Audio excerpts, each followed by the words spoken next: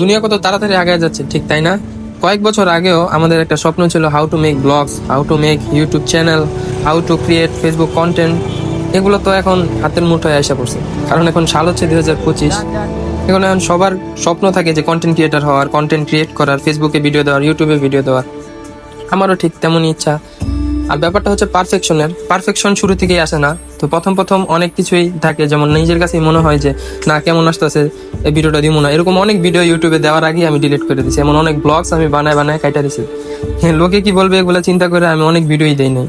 তো যাই হোক, এখন হচ্ছে এগুলো ভাবার টাইম নাই, যেহেতু পুরোদমে ভিডিও চালু করছি, তো ভিডিও করতেই থাকবো, ভিডিও দিতেই থাকবো। তো ভিডিও যেমন হোক, এগুলো দেখে আমার লাভ নাই। আমার পারফেকশন আসবে আস্তে আস্তে, এক্সপিরিয়েন্স হলে সকল কিছুই ঠিক হয়ে যাবে আমি আশা করি। তো আপনারা আমাকে যারা চিনেন না, আমি আমার পরিচয়টা দিয়ে দিই। আমি হচ্ছে সাকিব হোসাইন। আপনারা কি করে বলবেন, আপনারা এই জিনিসটা ভাবছেন না যে ইউটিউবে ভিডিও বা ফেসবুকে ভিডিও কিভাবে দিবেন? আপনাদের মতো আমি এরকম অনেক কিছু ভাবতাম। তো এরকম করে ভাবতে ভিডিও একদিন দিয়ে দিলাম, সাহস করে ভিডিও দিলাম, এবং ভিডিও দিতে আজকে এই পর্যায়ে। আমি খুবই ছোট একটা ক্রিয়েটর, 5.8K হচ্ছে আমার পেজের ফলোয়ার। আলহামদুলিল্লাহ, আমি যা পাইছি এগুলোতেই আমি হ্যাপি। আমি এগুলো নিয়ে আগে যেতে চাই। তো যাক, আমার পেজে আগে অনেকগুলো ভিডিও ছিল, এই ভিডিওগুলো আমি এখন দিতে পারি না। এই ভিডিওগুলো কাইটা দিছি কপিরাইট ইস্যুর কারণে। যেহেতু প্রথম ছিলাম, আমি অনেক কিছুই বুঝতাম না যে কপিরাইট ইস্যু বা কপিরাইট কন্টেন্ট ক্লেম, মিউজিকের ব্যবহার, এগুলো কিছুই বুঝতাম না। যার কারণে যে কোনো মিউজিক আমি ব্যবহার করে যে আমার এই ভিডিওগুলো লাস্টে কাটতে হয়েছে। তো যাই হোক, আমি ভিডিও মাঝখানে না ছাড়ার কারণে পেজের ভিউ, রিচ সবকিছুই কমে গেছে। তো এগুলার এখন ঠিক করতে হবে। তো আশা করছি এখন রেগুলার ব্লগ দিব। পাবেল, আরেকদিন কি আমরা এখানে আসবো ইনশাল্লাহ। এটা হচ্ছে আমার বন্ধু পাবেল। ও ও এখন আমার ভিডিও করার লেগা, মানে সাপোজ মনে করো যদি আমি কই যে কোনো জায়গায় ভিডিও করতে যাবো বা যাবো, ও সাপোর্ট করে, সবসময় সাপোর্ট করে। এটা এই জিনিসটা ভালো লাগে যে না ভাই, যে একদম কম 5.8K মাত্র ফলোয়ার। আমার যখন 0 ফলোয়ার আছিল তখন নিজে ভিডিও করতাম, উঠতাম ফিরতাম। এখন কি লাগবো, সমস্যা নেই ইনশাল্লাহ। 10K হইব বাবা, 10K কবে হইব?